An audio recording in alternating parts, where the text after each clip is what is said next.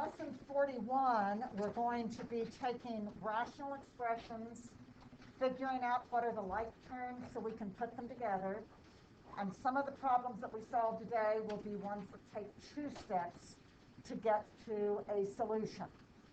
So the first thing that we need to do when we are doing these is to get all of the exponents positive when we start off with something that looks like this. Now, who can tell me what I do with that x to the minus 2? How do I rewrite that? What do I do? So anytime you have a negative exponent, you can move it from the numerator to the denominator or the denominator to the numerator. Upstairs, downstairs can switch. And you change the exponent from the negative to the positive. So this one is going to become y over x squared plus 3y over x squared minus 5xy. Okay, y in the numerator, x squared in the denominator, everything's positive. Is this one the same? Same variables, same exponents, same places, y in the numerator, x squared in the denominator. So these two are going to be like terms. What about minus 5xy? Does that have y in the numerator, x squared in the denominator? It's different, so that one cannot go together. So what we have is we have 1 of these plus 3 of these. So everybody, how many altogether? Altogether we have 4 of the y over x squares. And then this is not a like term, so it stays by itself. And we are finished. And that is all that we would need to do to that. Anybody with a question there? Your book is going to say do them with exponents different ways. Here at Devlin, we just try to get everything with exponents positive. Okay, another example then. This one has more that we have to do.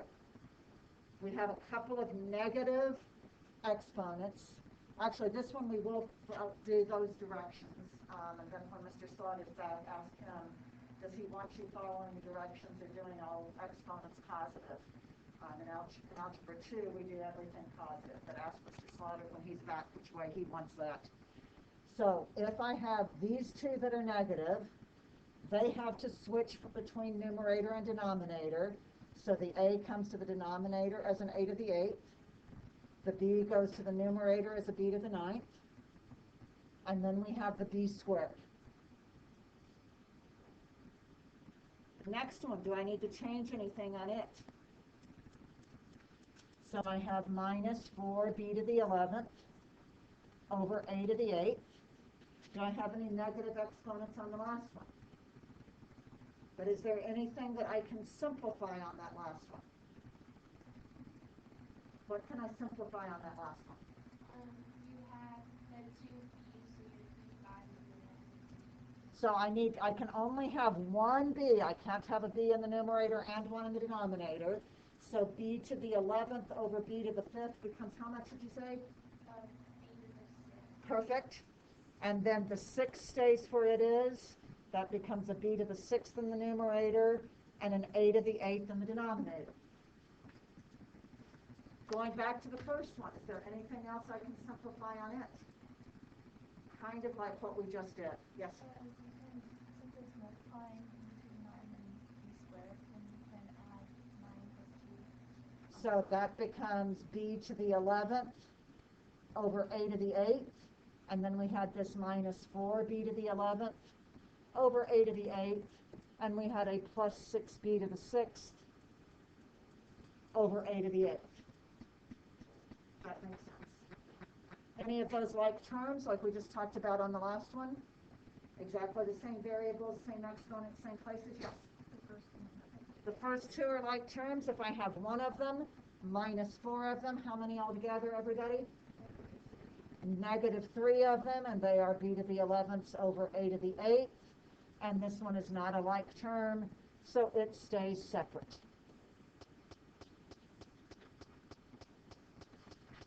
Questions from anybody on that?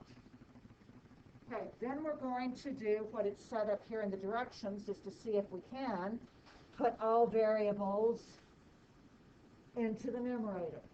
That means anything that was in the denominator needs to change whether it had a plus or minus exponent so it can be up in the numerator.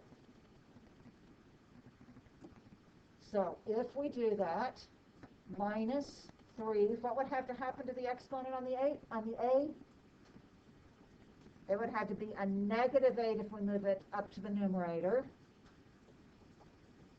And same thing over here.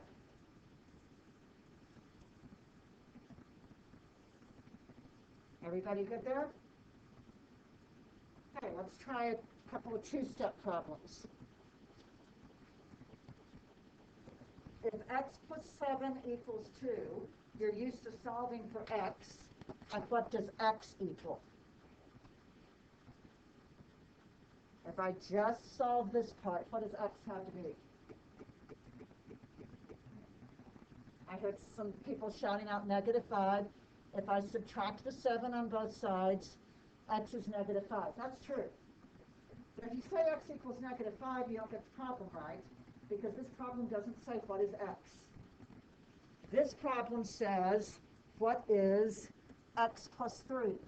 So you have to take that x and add 3, and everybody shout out what we're going to get. And that will be your answer for this. So basically, read carefully. What are you being asked to find? And last example, last part of your notes for today. Same kind of thing. Everybody, copy that down, write down what you think x equals.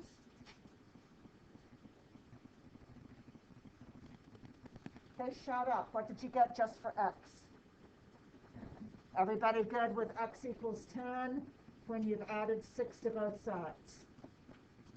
Did the problem say what's x? Problem wants x minus 5, so everybody shout out what is x minus 5? 5. Think you've got it.